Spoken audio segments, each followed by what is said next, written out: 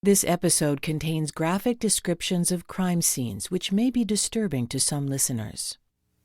Today we're bringing you the story of a 14-year-old girl who walks to a nearby drugstore on a quick errand for her mother. She returns briefly to get more money from her mom, but then never comes home. Over the course of more than 50 years, police have looked at potential suspects, and now the list is narrowing. This is APB Cold Case. Here's your host, former police chief Mark Spahn.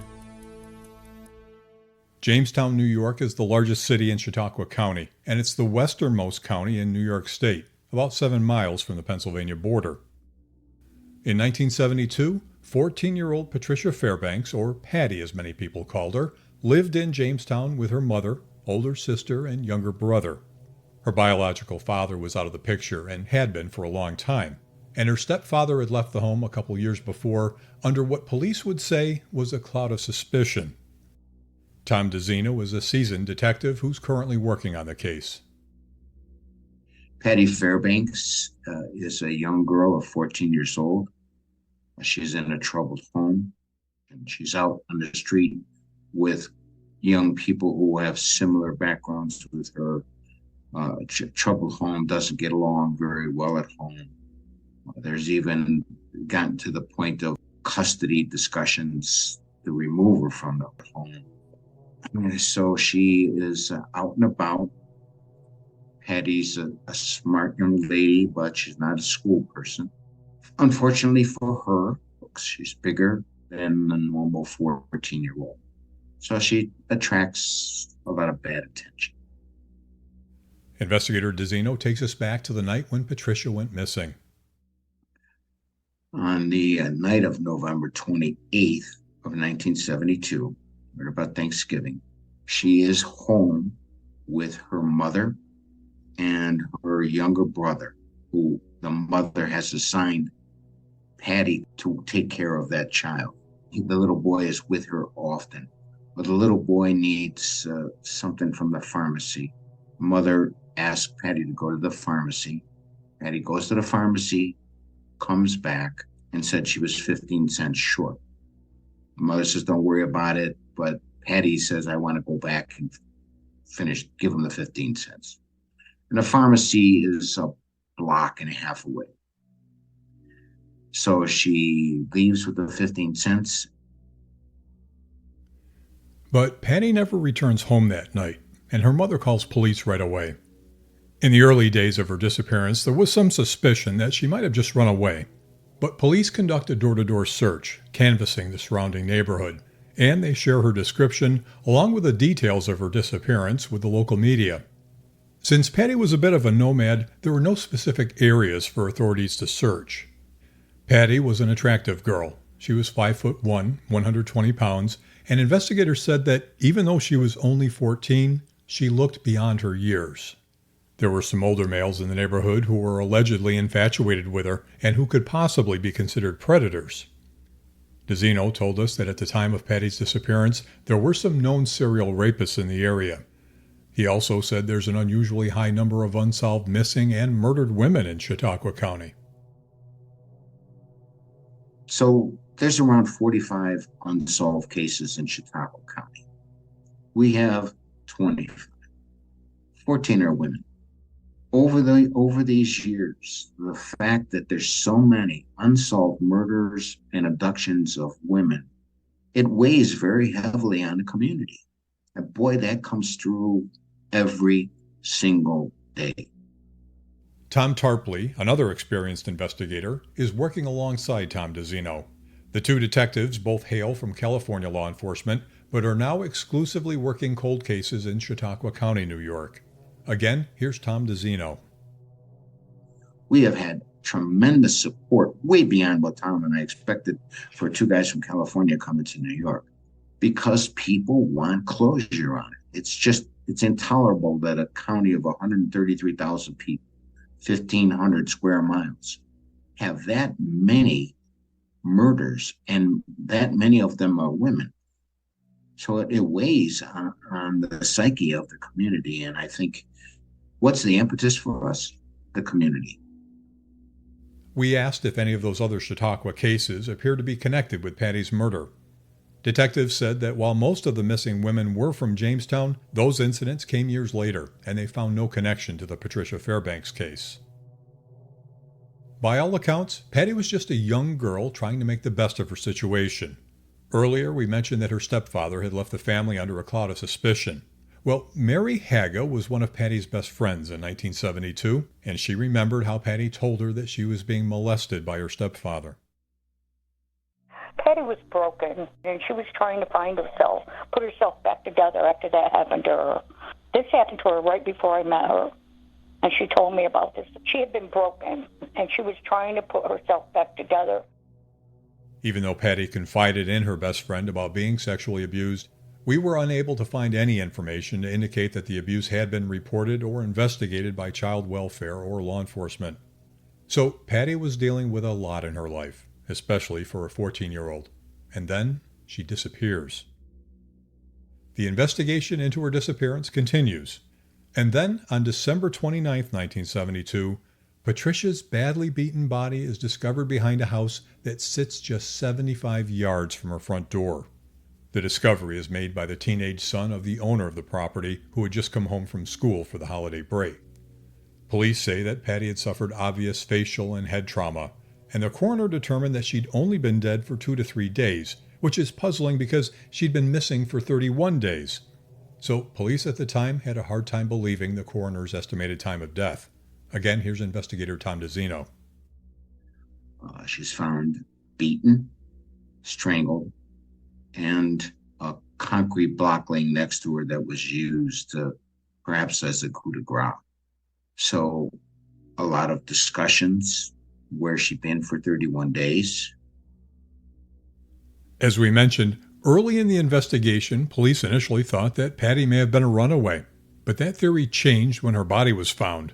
Their missing person case is now a murder investigation. Police interview everyone close to Patty. Her mother was questioned right away. They also questioned the stepfather as well as other people from the neighborhood. But Patty had a wide circle of friends and acquaintances, and for police to get a grasp on who she knew and how she knew them, investigators need to look at everyone.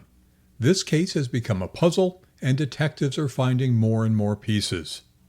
So Patricia was last seen by her family on November 28th, leaving her home to take 15 cents back to the pharmacy. But there's other witnesses who claim that they had seen Patty during the 31 days she was reportedly missing. Numbers of people have seen her in those 31 days, and these are people that know her. Could these people have been mistaken? Police questioned Patty's friends, many who were asked to take a lie detector test. One of those friends was Mary Haga. I was given a lie detector test. He didn't believe I didn't see Patty within 30 days that she was missing. I do not believe Patty was alive. I believe she was killed that night before she got back to the drugstore to give them that money. Patty would have came to me. She would have came to me, or Bruce, or she would have went back home. Who is Bruce? Well, he would have been Patty's fiancé. He was reportedly 18 years old at the time. I know that her mom allowed her to get engaged, and I thought that was a little off the wall for her to be engaged at her age. But she was so happy. Patty was so happy when she showed me that ring. Yeah, I thought he was a nice guy. He made her happy. The interviews with Patty's friends don't lead to anything solid, and investigators move on. In the meantime, Patricia is laid to rest. But that coroner's report is still causing some confusion. It begs more questions than answers.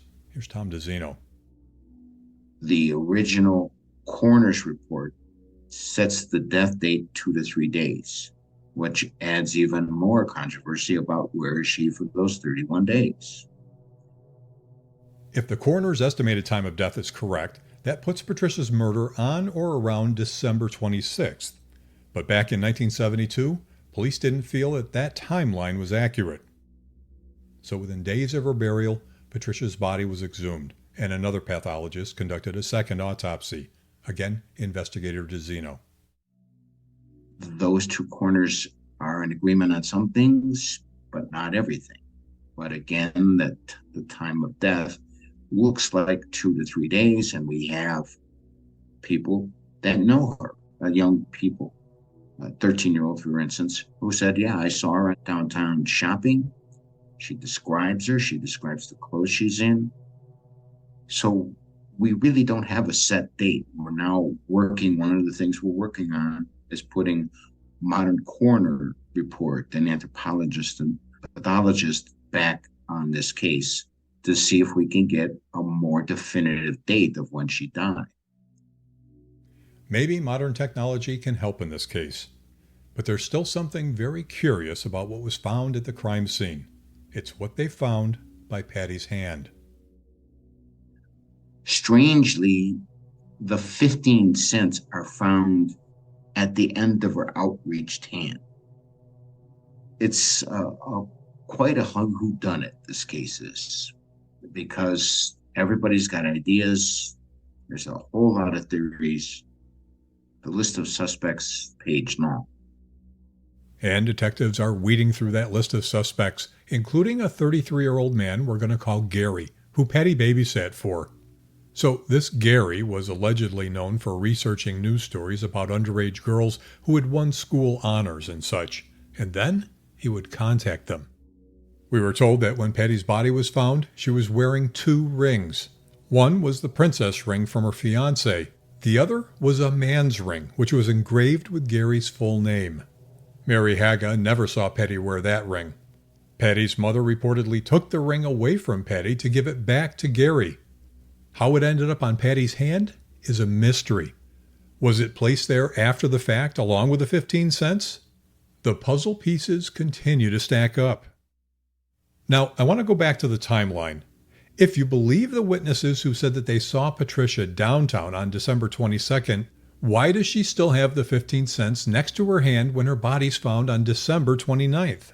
It's been 31 days since she left home to go back to the pharmacy with the change. It would seem that that clue would indicate she was killed shortly after leaving home and before reaching the pharmacy on November 28th. And if she was indeed alive after that day, why wouldn't she have returned home during the days between November 28th and December 29th? Or at least be in contact with one of her closest friends?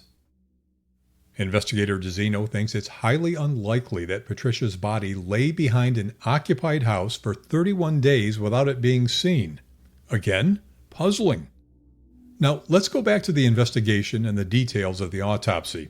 Investigator DeZino told me that there was no apparent sexual assault on Patricia, and I asked whether the choking was by a ligature or manually.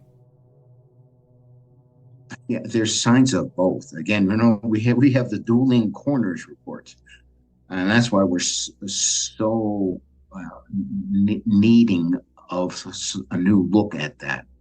One says ligature, the other says hands. So we'll see. We have to sort that out. I asked the investigator if Patty had any defensive wounds. Not that you would call defensive, but there certainly looks to be some viable evidence on her fingernails. And Investigator DeZino says that evidence gives them hope for a possible DNA match, something they believe could clear up some of the theories that have been suggested throughout the investigation. I also asked Investigator DeZino where he thinks Patricia may have been killed.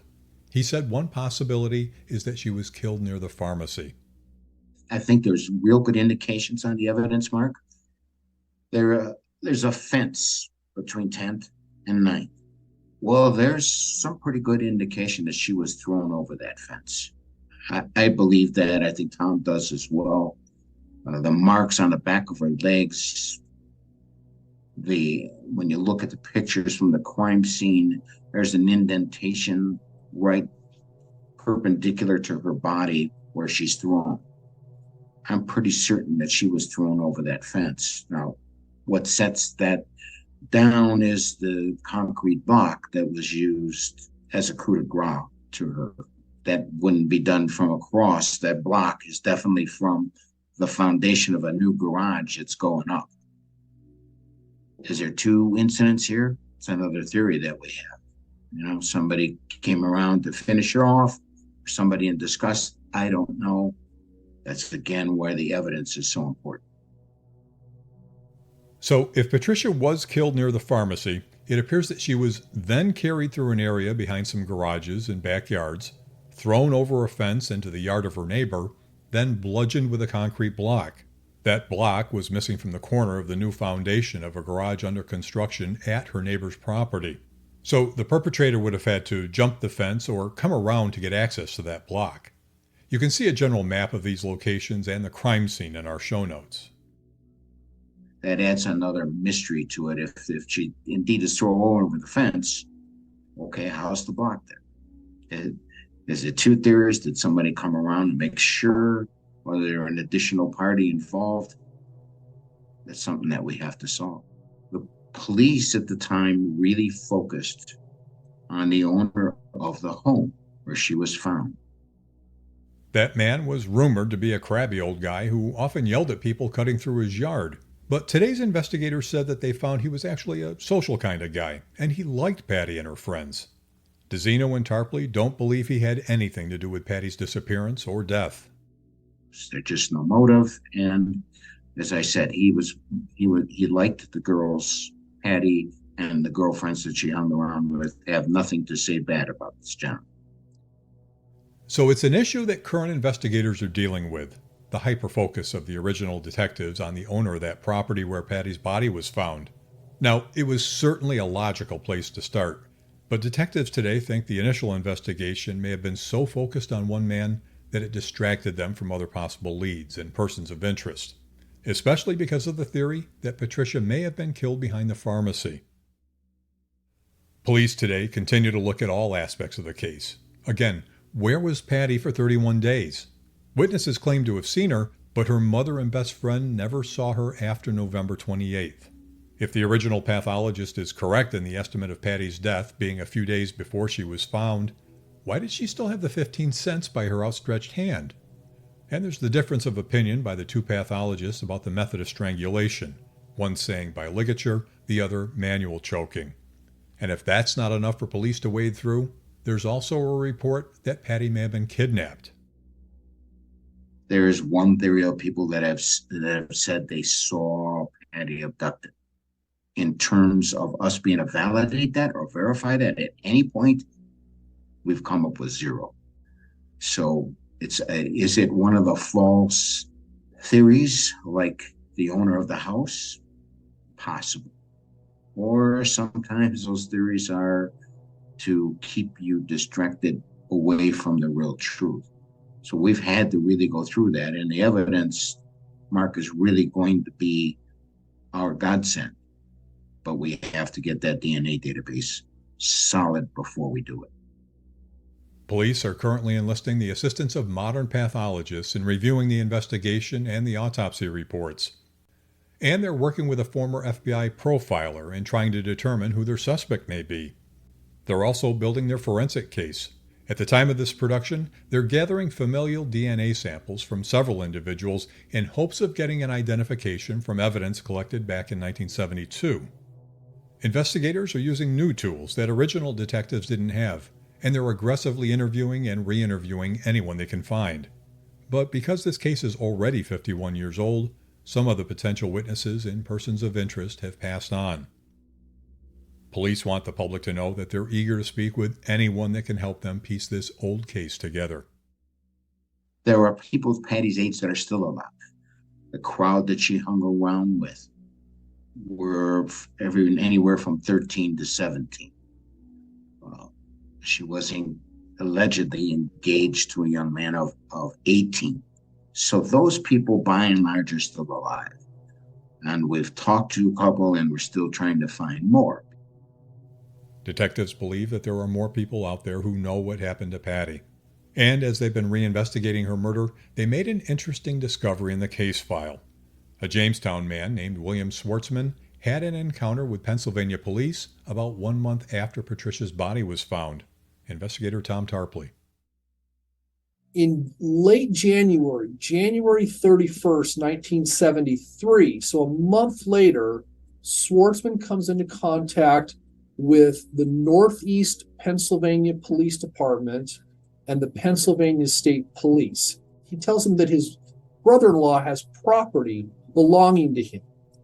and he wants to let them know that he's going to go there and try to recover this property. And if anything bad happen, he wanted to, let them know. He basically said, I may not be able to control myself. And he was looking for law enforcement's assistance. They quickly saw the situation as a civil matter and told him, hey, you can't go there, and you need to go before a magistrate and go through the legal process. But it appears that Schwartzman did not take the advice of Pennsylvania police to go to court over the property dispute with his brother-in-law. He broke into the house, and then he attempted to strangle his brother-in-law. The brother-in-law was able to free himself from that, and Schwartzman was taken into custody. That was on February 1st, 1973, which was the day after the encounter with Pennsylvania State Police and Northeast Police Department. Just to kind of close the door on 1973, the Jamestown Police Department becomes aware of the statements that Schwartzman made. I'm not really sure how they did. The reports to that aspect aren't clear, but they did. Somehow Schwartzman's name came up in their investigation about a month after her body was found. They took some logical steps. They discovered that Schwartzman had now been arrested for attempting to kill his brother-in-law in Northeast. He was in custody in the Erie County Jail in Erie, Pennsylvania. He was driving a stolen rental car at the time. But it wasn't just the fact that Schwartzman had been involved in the attempted murder of his brother-in-law. It was the shocking thing he told Pennsylvania police before the attack on his brother-in-law that caught the attention of these cold case investigators. During that somewhat heated back and forth between, and again, we're looking at this on paper, everybody is dead in this case.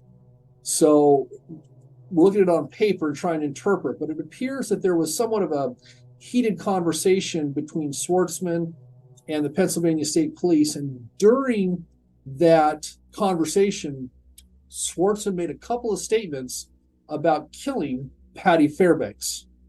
What we don't know is if Pennsylvania State Police, because we're talking two different states now, Fairbanks killed in New York, Pennsylvania State Police troopers are obviously the adjoining state in Pennsylvania. We don't know if they were aware of the Fairbanks murder, but they did something really good. They documented very carefully the words that Schwartzman used when he made those statements. And those statements are consistent with things that we see at the crime scene and that we also see on the body of Patricia Fairbanks when her autopsy was conducted. If you want to jump forward from 1973 to 2023, that's where the investigation kind of takes off at an accelerated pace. In 1973, police went to Pennsylvania to look at Schwartzman's car. When they searched it, they found something interesting. Jamestown police went to the location where the stolen rental car was. They searched that vehicle and they found identification belonging to two women in that car. Unfortunately, what it appears is that although they had the names of the people, they weren't able to completely identify them or determine where they lived. And it appears that their leads to those two people dried up. They attempted to interview Schwartzman and he was not cooperative with them. So in 1973, the leads go dry on Schwartzman. They document everything and then they move on to the other potential suspects. Detectives in 1973 didn't have access to the databases that are available today. But when the cold case team began researching those women's names, a crime analyst identified one of them through an old obituary. Here's Investigator Tarpley. From that obituary, a brother was listed for one of the women. He is still alive and still living here in Jamestown. So we contacted him and explained, what we were doing. He immediately knew about the Patricia Fairbanks homicide, and I'll get to that in a moment. But what he told us is that his sister, whose identification was in Schwartzman's car, she dated Schwartzman. Okay. She lived essentially across, I'll say across the street, but within a few hundred yards of where Fairbanks' body was found. Okay. She also had a stepbrother. Okay. The stepbrother was a friend of Patricia Fairbanks.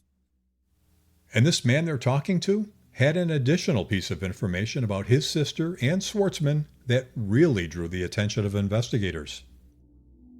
And I'm going to refer to her as Schwartzman's girlfriend. The brother of Schwartzman's girlfriend told us he was about 19 years old at this time. And he says he remembers Schwartzman, his sister, and the stepbrother and Fairbanks all being together, in the house. So it appears from what we were able to gather is that prior to Fairbanks' murder, there was a deep connection between Schwartzman and Fairbanks. Investigator Tarpley also told us that the brother of Schwartzman's girlfriend lived in a home next to the pharmacy. So here's what detectives think happened the night Patricia disappeared. She had gone to get the Q-tips. She had purchased them, but she was 15 cents short. She took them back home to her mother, and she asked for the 15 cents to go back to the pharmacy to pay for them, and she was never seen again on that second trip. That night, again, we believe it's that night, the brother was inside the house, and shortly after dark, he heard a blood-curdling scream coming from the back of his residence. He got to the window as quickly as he could. It was dark. He couldn't see anything, and everything had quieted down at that point. There was a bar across the street, and he thought that the noise might be related to, an incident at the bar. But what became important in terms of our investigation is that the rear of their house is literally 75 yards from where Fairbanks' body was found. More pieces of the puzzle are coming together. We have the connection between Schwartzman and Patty, and we know that Patty was seen heading from her home back to the pharmacy with the 15 cents. That pharmacy being in close proximity to both Schwartzman's girlfriend's place and her brother's place, where he heard the blood-curdling scream coming from the back of his residence. And then there's that odd encounter Schwartzman had with Pennsylvania police just about a month after Patty's body was found. Police aren't saying exactly what Schwartzman said to Pennsylvania troopers back in 1973, but whatever he said caused investigators to now hone in on Schwartzman. Here's Investigator Tarpley. There is a key element to that path between the back of the brother's house and the location where Fairbanks' body was found. And Schwartzman made that statement, and it's a statement, the terminology that he used is nothing that was ever released to the media, all of that. And we have a map.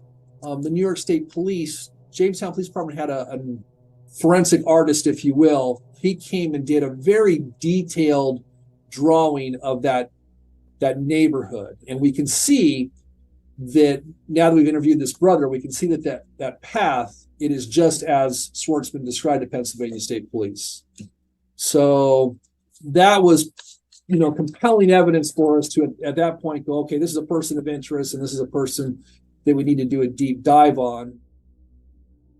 And as police today are investigating Schwartzman's history in Pennsylvania, they learned something else. Something that happened about 10 years before Patricia Fairbanks' murder. We started to do that deep dive on Schwartzman and his background for obvious reasons. We were doing interviews out in the state of Pennsylvania.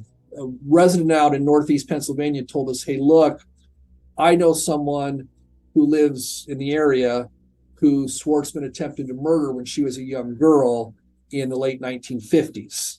And we were able to get that person's information, go speak to that person directly who is still alive. And she detailed for us a really frightening encounter that she was very lucky to not be a homicide victim of Mr. Schwartzman. Schwartzman would have been in his 30s at the time of the attack on the 5-year-old girl in northeast Pennsylvania. Investigator Tarpley discovered that little girl was the daughter of Schwartzman's then-girlfriend. The 5-year-old was on the bed when he came in, and he tried to strangle her. She screamed, alerting her mother, and Schwartzman left. And now, police are looking at the totality of his known criminal history, starting with the attempted strangulation of that little girl in the late 50s. Then the attempted strangulation of his brother-in-law about a month after Patricia Fairbanks' strangled and bludgeoned body is discovered in 72. And as we mentioned earlier, key locations connected to Patricia's murder, including Schwartzman's girlfriend's residence, her brother's residence, and the location where Patricia's body was found, all of which are in proximity to the pharmacy. You can see these locations on the map in our show notes. Again, here's Investigator Tarpley. Now, they're all critical, pieces and how they ultimately play out in this, but certainly the information rises to that level of, okay, we need to take a hard look at Mr. Schwartzman. But Schwartzman is dead. He died in 1997 at his home in Warren, Pennsylvania. Investigator Tarpley said that his decomposing body was found sometime after his death and he was cremated, but they still have the ability to study his DNA from his sons. Fortunately, in this case, Mr. Schwartzman ended up with three very nice men, I think, that were raised well by their mother, and they've all been very cooperative with the investigation and have given us all, each of them has given us a DNA swab. In this case, police have had the good fortune to be able to collect DNA from family members, something that wasn't scientifically possible not so long ago. But for detectives working a cold case, they have to be innovative in reconstructing the missing parts of a case, especially when people from the time aren't around anymore. So again, with the exception, well, I'll just say most all are deceased, so unfortunately we can't speak with them. So a lot of this is going to hinge on physical evidence, which we do have physical evidence in this case. So we've been going, much like we did with Mr. Schwartzman, we've been going through the process of obtaining DNA swabs from surviving relatives of potential suspects. The one unusual thing for me in this case, I can't speak for Tom, I haven't asked him this question yet, but this is the first case that I've ever had where 100% of the people that we ask for a DNA swab give it to us. Even Schwartzman's kids who, may have a natural desire to keep their father out of it, have all said to us, look, if he did it, this is a young girl that was murdered, and we're not going to hinder the investigation in any way. We're going to cooperate fully. So nothing nice about a murder of a 14-year-old girl, but as far as the investigation, we've gotten great cooperation from getting those DNA swabs. Investigator Tarpley and I talked about how biological evidence testing is developed since our early days in policing. We started with ABO blood typing that was used to either include or exclude suspects using class characteristics. Then, in the 1980s, DNA evidence broke a new barrier using unique individual characteristics. And in recent years, genetic genealogy has allowed investigators to determine biological relationships through the DNA of ancestors and descendants. So even though some of the people in this cold case are deceased, it doesn't mean that their DNA profile is gone. So police are diligently working on several new leads, as well as revisiting old leads from the original investigation. But what they're looking for from the public is information on other possible victims, and they believe that there are likely other victims out there. So what we need from the public, obviously, Schwartzman is at the top of our list currently. So based on his criminal history and just his life story, we believe that there are other victims out there. Maybe not homicide victims, but victims who survived the attack that for whatever reason didn't come forward. The case that I talked to you about involving Schwartzman and the 5-year-old girl from the 1950s, that was an unreported incident. She really hadn't talked about that outside of family and some other trusted people. And it was just a fluke because we were doing the groundwork over in Pennsylvania that we found out about it. So we suspect there may be other similar cases because we want to see if what we saw in the Fairbanks homicide matches other cases involving him. So if people are aware of, and those victims may be deceased now, but if they have living relatives who remember those incidents, they should contact us here at the Chautauqua County Sheriff's Office in Mayville, New York. We would appreciate that. The other thing is we know that Schwartzman was connected to that neighborhood. I've read reports that he was a man that walked a lot. We know that his girlfriend lived across the street from that pharmacy that Fairbanks was headed to when she was likely killed. And we believe there may be other encounters, in that neighborhood. Maybe not physical assaults, but just encounters. And we'd like to talk to people that ran across him and what that encounter, consisted of. In addition to Schwartzman's residing at the rescue mission in Jamestown, New York, he was born in Erie, Pennsylvania. He lived in Northeast Pennsylvania, had a farm in South Ripley, New York, which is the first town when you enter New York State from Northeast Pennsylvania. And in his later life, he lived in Warren, Pennsylvania. Investigator Tarpley said there's one incident of stalking from the Warren area that they learned about. We've seen at least one report of stalking and harassing behavior on the part of Mr. Schwartzman against a female resident who believed that he was going to kill her. He didn't physically assault her, but just his behavior, she was worried that she would be killed. He was eventually taken into custody for some stalking behavior, and it came to a stop after that. But Warren is another area that we're focused on. Warren, Pennsylvania is another area that we're focused on. We asked what Schwartzman's occupation or trade was. He was a farmer at one point. He was selling eggs and selling beef. He had a farm. Looking, and we've got a lot of his records. Looking at his records, he didn't seem to have a lot of initiative to work. He was talented. He was kind of a handyman. He had some skills, but it does not appear that he had the motivation to go and work. He did come from a wealthy family, and it appears that they supported him for a long time, and he just never, although he had some jobs, he just never seemed to really have that desire to work hard and support his family, and his family life fell apart because of that. We also asked about any other criminal history for Schwartzman that we hadn't already discussed. To answer your question, we don't know. It appears he ended up getting convicted of a burglary or a breaking and entering charge in Pennsylvania. He spent some time in custody for that and then was released. It appears Mr. Schwartzman got a lot of breaks along the way. And I think if it turns out that he's our suspect, the system failed Patricia Fairbanks, because there were a lot of warning signs about him prior to 1972, and there was criminal behavior that probably could have been dealt with differently than it was. If it turns out to be Schwartzman, again, it's a shame what happened. Fairbanks should not have been one of his victims. As far as convictions, I don't see any. He was referred for hospitalization for a lot of these offenses, or a lot of arrests and a lot of contacts with law enforcement. You can tell from looking at records, Pennsylvania, the judge would court order him into treatment. And then he would spend, in some cases, years in treatment, but then he would be released. And not long after being released, then he would end up reoffending. So where does the case go from here? Authorities are hopeful that with the help of DNA and other investigative results, they'll finally be able to put all of the pieces of this complex puzzle together, whether it points to Schwartzman or any other person of interest. Right now, the key thing is just to get that physical evidence processed, and let's see where that takes us. And William Schwartzman?